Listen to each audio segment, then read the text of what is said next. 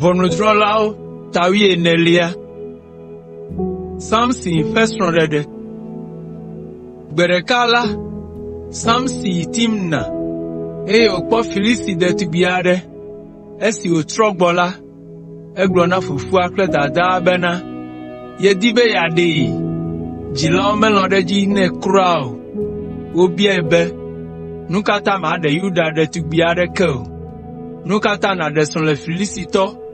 Amesi onye trosbola odome. Nyonu biade kemele Israel vi odome na tenwa dewa. Ke Samson glona fufu abe. Ako enya amesi medibe made. De nam. Fufu akle dada me jesibe. Mawe no motrem na Filisito. Amesi onye Israel jidulao le mayo. Bereka si Samson pleji lao ina timnala. Jata viade no gbetem helude Samson ji. Le wine bladem. Le dua gbolofu. Ihu afe gbogbo vaeji. Si lanu adekeme no si ola. Echo asifuflu. Fe jata la fe glanboboe. Abe gboviade to ene. Ke Samson meglonya adeke. Tonusi angutina jilao o. Esi odo timnala. Efonukle de tuvila. Pobe.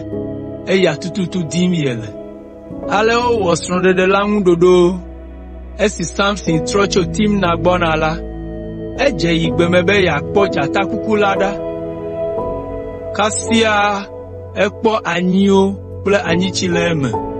Ede anyichila. Dudele moaji. O na de fufu akle dada. Kakeme glona obe. Jata fe dome ye kwe etwe o. Samson tu ajole person de fe. Azonla. Esi fufu ibe ya kpo nyonu lala. Samson do klon le afima. Abale si de kakwivio ona ene. Esi Samson vadola. Ocho de kakwibla tonkwede. Samson glona obe. Minama to ajonami. Nemi etengunde gomenam le azadudu apenkeke adra omela. Macho aklala bidibidi wu blaton. Ple achiondo wu blaton nami. Kene mi etengunde gome ola. Ekema miao ha mi acho aklala bidibidi fa wu blaton. Ple achiondo wu blaton nam. Odo nebe. Do wu ajola nami. Nami ase wu ajola. Ajosi otola enye.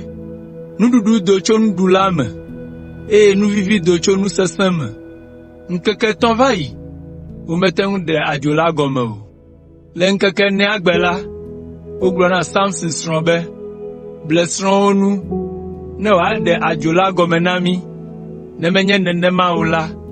Ni atojo ou. Ple fofo pa fe kola mi aku.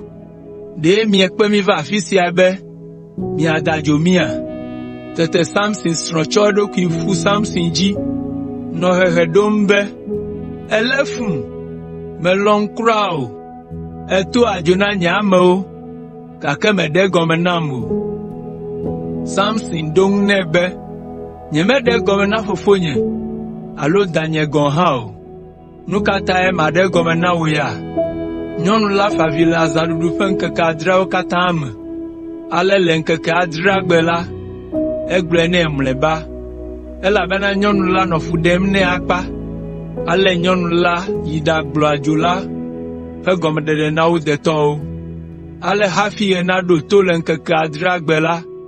De kapio de ajola gomena Samson be. Nuka efifi wu anyichi. Nuka esesan wu jata. Samson glona obe. Ne menye nyengto nye nyivie mechonglo agbleola. Anye ne miete unya. Nye ajola fe gomede de o. Tete afetola fe gbogbo va Samson ji kple ngusen. Yi Askelon dulame. Wunchu blaton. De ofa wuo. Chowo na de kakwisio de ajola gome. Ke dome ve. Ata ogleson adi. Ojo ifufu apapeme. Ale wocho Samson strona nguchu si noen. Lesi me wule alokleson.